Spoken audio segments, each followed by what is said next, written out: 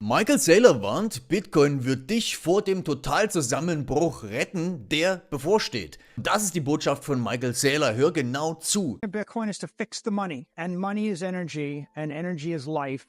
And if I keep sucking the energy out of the economy, I'm sucking the oxygen out of your system. Either under the best case, you perform poorly. Under the worst case, I suffocate you to death or freeze you to death. That's the problem. That's why empires collapse. That's why economies collapse. And the problem, it's not just a problem for an individual. It's not just a problem for a family. It's a problem for every institution. It's a problem for every company. It's a problem for every city, every municipality, every government, every civilization. They all have this problem. And you can generally trace the problem to, I fought a war I couldn't afford to fight. And I paid for it with money I didn't have. Im Laufe der Geschichte wurden verschiedene Geldformen verwendet, darunter Muscheln, Gold und auch Papiergeld, wie wir das jetzt auch gerade sehen. Und obwohl diese durch die Geschichte hindurch nützlich waren, besteht das Hauptproblem bei traditionellen Währungen wie dem Dollar oder dem Euro in der Inflation, die eintritt, wenn die Geldmenge schneller wächst als die Fähigkeit der Wirtschaft, Güter und Dienstleistungen zu produzieren. Und das verringert im Laufe der Zeit den Wert und die Kaufkraft dieser Währung, wie beispielsweise der Wertverlust beim Dollar und beim Euro.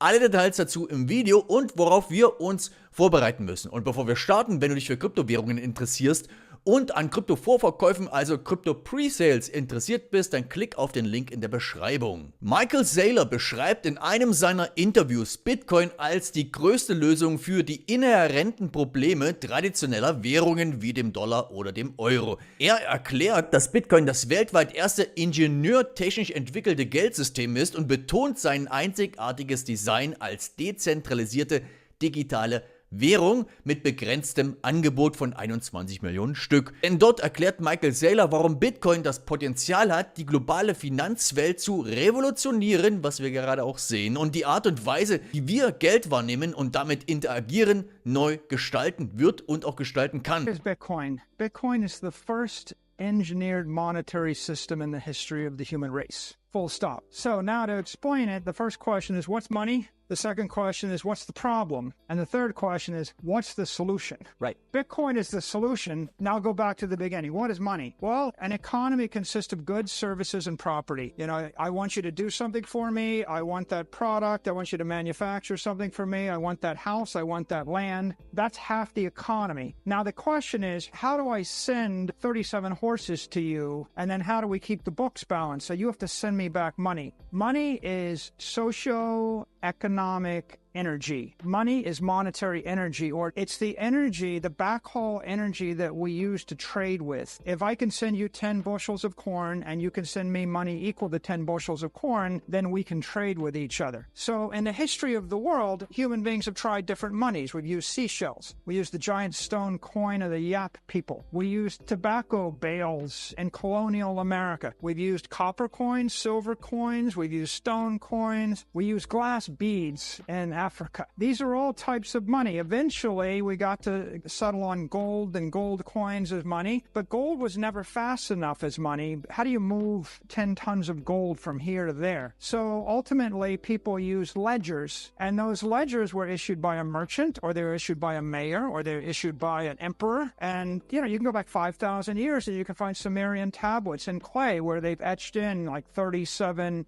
bushels of oats in return for something. These were the ledgers. Noch kurz zu Michael Saylor. Michael J. Saylor ist ein amerikanischer Unternehmer und Geschäftsführer, der MicroStrategy mitbegründet hat. Und Saylor leitet das Unternehmen, das Business Intelligence, mobile Software und cloudbasierte Dienste anbietet und im Grunde genommen zu einem Bitcoin-ETF geworden ist. Und Saylor sagt, Bitcoin ist dazu da, unser Geldsystem zu verbessern. Geld steht für Energie. Und Energie bedeutet Leben. Und wenn wir ständig Energie aus unserer Wirtschaft rausziehen, ist es, als würden wir uns den Sauerstoff wegnehmen. Das kann im Grunde genommen zu schlechter Leistung führen oder im schlimmsten Fall alles zum Zusammenbruch bringen. Und das betrifft nicht nur Einzelpersonen, sondern auch Familien, Unternehmen, Städte und ganze Zivilisationen. Und oft beginnen diese Probleme mit Schulden für Kriege oder Ausgaben, die nicht gedeckt sind, wie wir das ja aktuell auch sehen können. Und Michael Saylor sagt, Bitcoin kann uns vor einem bevorstehenden totalen Zusammenbruch retten. Denn durch die Geschichte haben die Menschen viele Geldformen genutzt. Doch das Hauptproblem ist die Inflation. Die passiert, wenn mehr Geld gedruckt wird, als die Wirtschaft leisten kann. Das senkt dann den Wert des Geldes und Bitcoin als erste technisch entwickelte Währung löst dieses Problem durch sein einzigartiges dezentrales System mit begrenztem Angebot. Und Saylor erklärt ebenfalls, dass Bitcoin das Potenzial dazu hat, was ich schon erwähnt habe, die Finanzwelt zu revolutionieren und wie wir letztlich Geld sehen und nutzen zu verändern. Michael Saylor sagt weiterhin, dass Bitcoin das erste technisch entwickelte Geldsystem in der Menschheitsgeschichte ist und dafür müssen wir uns aber 3 Fragen stellen. Was ist Geld? Was ist das Problem? Und was ist die Lösung? Und für Michael Saylor ist Bitcoin definitiv die Antwort auf das. Doch er fragt auch, was ist Geld? Unsere Wirtschaft besteht aus Gütern, Dienstleistungen und auch Eigentum. Und Geld ist die sozioökonomische Energie, die wir zum Handeln nutzen. Und durch die Geschichte hinweg haben Menschen verschiedene Geldformen genutzt, von Muscheln bis hin zu Gold. Doch Gold war laut Michael Saylor nie wirklich schnell genug für den modernen Handel, also nutzten Menschen Buchführung und Ledger. Und das Problem mit dem Geld ist die faire Verteilung und Nachverfolgung von Besitzansprüchen. Und Saylor erklärt es so, wenn ich mehr Geld drucke, als es Werte in der Wirtschaft gibt, führt das zu Inflation. Das ist das Kernproblem und Inflation entwertet das Geld, weil immer mehr davon gedruckt wird, was wir gerade ja auch sehen, ohne dass es einen echten Gegenwert gibt. Und die Römer zum Beispiel reduzierten den Goldgehalt ihrer Münzen, was letztlich zum Zusammenbruch ihres Währungssystems führte. Und Inflation ist ein massives Problem, weil diese die Kaufkraft des Geldes zerstört und damit die Wirtschaft schädigt. Und oft beginnen diese Probleme, und das übersehen viele, wenn zu viel Geld gedruckt wird, um Kriege oder Mehrausgaben zu finanzieren, die man sich eigentlich nicht leisten kann, wie wir das ja, wie gesagt, auch aktuell sehen. Und Michael Saylor argumentiert, dass Bitcoin uns vor dem totalen Kollaps bewahren kann, der durch diese endlose Inflation droht. Und Bitcoin als dezentralisiertes und begrenztes Geldsystem stellt eine Lösung dar, um der Inflationsprobleme zu entkommen und ein faires, nachhaltiges Wirtschaftssystem zu schaffen. Und das Problem mit Währungen durch die gesamte Geschichte ist das Vertrauen gegenüber dem Herausgeber des Geldes. Du vertraust einer Person, einer Bank wie beispielsweise JP Morgan,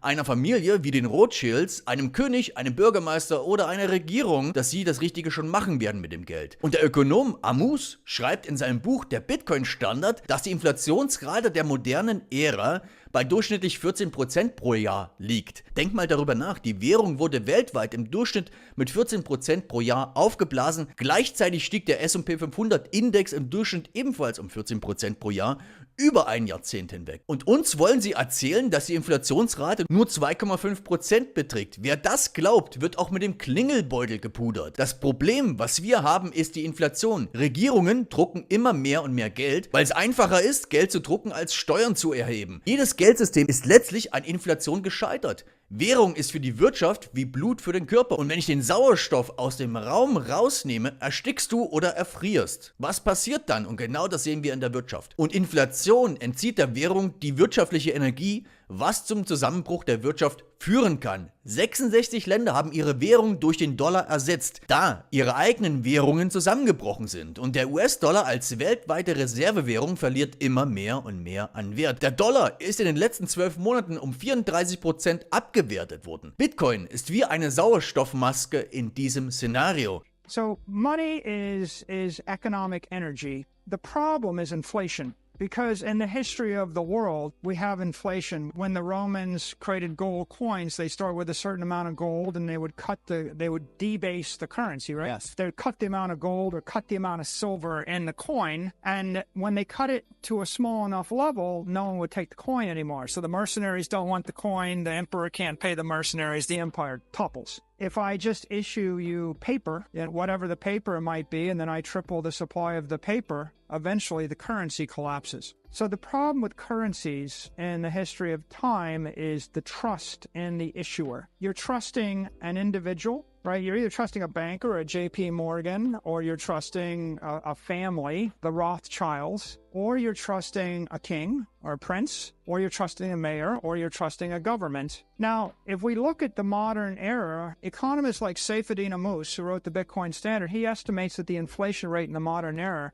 dollar weighted is 14%. Okay? Think about that. For the last decade, on average, all in the world, we've been inflating the currency by 14% per year. Now, it happens that that's equal to the rate at which the S&P 500 index is going up, 14% on average a year for 10 years running. So, the problem is inflation. Inflation's a phenomena whereby a government authority prints more currency, right? And why do they print more currency? Because if I want to pay $1 trillion bill, I either have to tax you $1 trillion or I have to print $1 trillion of money. Turns out that it's a lot easier to print money than it is to tax people. And so it's either inflation or taxation. Every single coinage system, every monetary system ever established collapsed because of inflation. The currency is to the economy what your blood is to your body, and economic energy or money is to the currency what oxygen is to your blood. So common sense says if I keep sucking the oxygen out of the room, if I suck the oxygen out of the room, you're going to either suffocate or freeze to death. And if I keep sucking the economic energy out of the currency, the economy collapses. In the extreme, you get ripped back to Stone Age barter, right? When the money doesn't work anymore, I have to trade you cigarettes for bullets. And the problem with that is the economy becomes 1,000,000 times less efficient, right? If you don't have money. Now, how many countries in the world have a collapsed currency? 66? Are dollarized. There's 180 about countries. There's 130 floating currencies. All of them are weaker than the dollar. The U.S. dollar is the world's reserve currency. The U.S. dollar is expanding. It was expanding 10% a year for a decade, now expanding at 14% a year. It expanded 34% over the past 12 months. The dollar is weakening. It's like the oxygen is getting sucked out of the room. So, Tucker, if I told you the oxygen is getting sucked out of the room and there's an oxygen mask drops out of the ceiling over there, what would you do? Run for it. Yeah, put the oxygen mask on. Bitcoin is the oxygen mask. Es ist das erste technisch entwickelte Geldsystem, erschaffen von Ingenieuren, die nach der Finanzkrise 2008 eine faire Währung erschaffen wollten. Sie nutzten das Internet und Kryptographie, um einen unveränderlichen Ledger, eine Art Bank im Cyberspace zu erschaffen, wo Bitcoin basiert auf einem Programm, das ein Hauptbuch, ein Ledger von 21 Millionen Münzen verwaltet und ist auf tausenden Computern weltweit verteilt,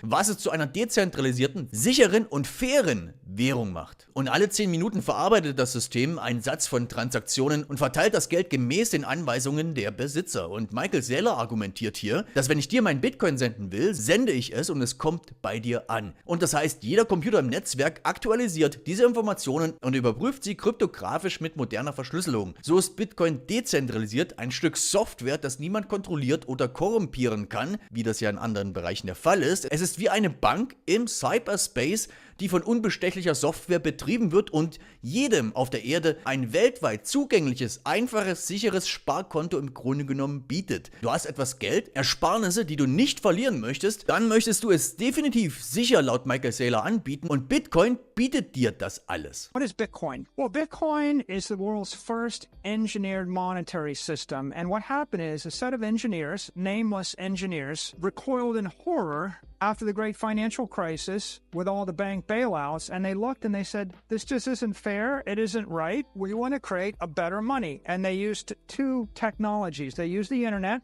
the idea that I could network hundreds of thousands or millions of computers, and they used cryptography, the idea that I could cryptographically sign something so that it could not be tampered with anyone, friend or foe. And using those two technologies, they conceptualized the idea of an immutable ledger, if you will, a bank in cyberspace. What if 100 people got together, 100 people with money got together, and they said, we're going to create a bank in cyberspace, and we want to put our money there, and we don't trust each other, we don't trust the government, we don't trust any corporation, we don't even trust any one computer. So we create a program that keeps track of a ledger, 21 million coins, or shares in the bank, divisible by 100 million, called this down to a Satoshi. So 2.1 quadrillion Satoshis. You don't have to know that. All you need to know is there's 21 million coin units. You can't make any more. And they wanted to create it. They could send their money to each other, to anybody in the network. They could store it for 1,000 years, 10,000 years, 1,000,000 years, forever. and they don't have to trust anybody. So they created this idea of Bitcoin. It's an asset that's protected by cryptography, and it's stored on a ledger. The software administers the ledger. The twist is we distributed the software on thousands and thousands of separate computers. Every Bitcoin node is running a copy of the ledger. So everybody in the world that has their money in the bank has a copy of all of the money in the bank and all the transactions since the beginning of time. So it's the immutable truth. Every 10 minutes, the system batches a set of transactions and then redistributes the money based upon the instructions of the owners. If I want to send you my Bitcoin, I send it and it goes to you. And every single computer on the network updates that. And they all check it cryptographically using modern encryption. So Bitcoin is a decentralized piece of software. The brilliance of it is it's a bank in cyberspace that nobody controls. Im Grunde genommen drängt uns Michael Saylor zu erkennen, wie mächtig Bitcoin als transformative Kraft in der Welt der Finanzen ist und eine Lösung für die wiederkehrenden Mängel und Schwachstellen traditioneller Geldsysteme bietet. Das heißt, während traditionelle Währungen wie der Dollar oder der Euro auf Vertrauen zu ihrem Herausgeber basieren, sei es eine Regierung, eine Bank oder eine andere Autorität, und wie wir wissen, wurde dieses Vertrauen sehr oft missbraucht, was zur Entwertung, was wir gerade sehen können, und zum Zusammenbruch der Währung führte, wie wir es auch in der Vergangenheit in der Geschichte schon sehen konnten, auch in Deutschland öfters. Und Bitcoin begegnet diesen Problemen durch seine Dezentralisierung, Transparenz und Sicherheit. Mit Bitcoin übernehmen wir, die Menschen, die Kontrolle über unser finanzielles Schicksal und bahnen den Weg zu einer gerechteren und wohlhabenderen Zukunft für uns alle. Was denkst du in Bezug zu Bitcoin? Schreib mir dazu deine Meinung in die Kommentare, und wenn du von diesem aktuellen Bullenmarkt profitieren willst, dann klick jetzt auf den Link in der Beschreibung. Handle jetzt, denn du weißt, dass dieser Bullenmarkt nicht ewig dauert. Danke dir und ich wünsche dir einen sehr schönen Tag.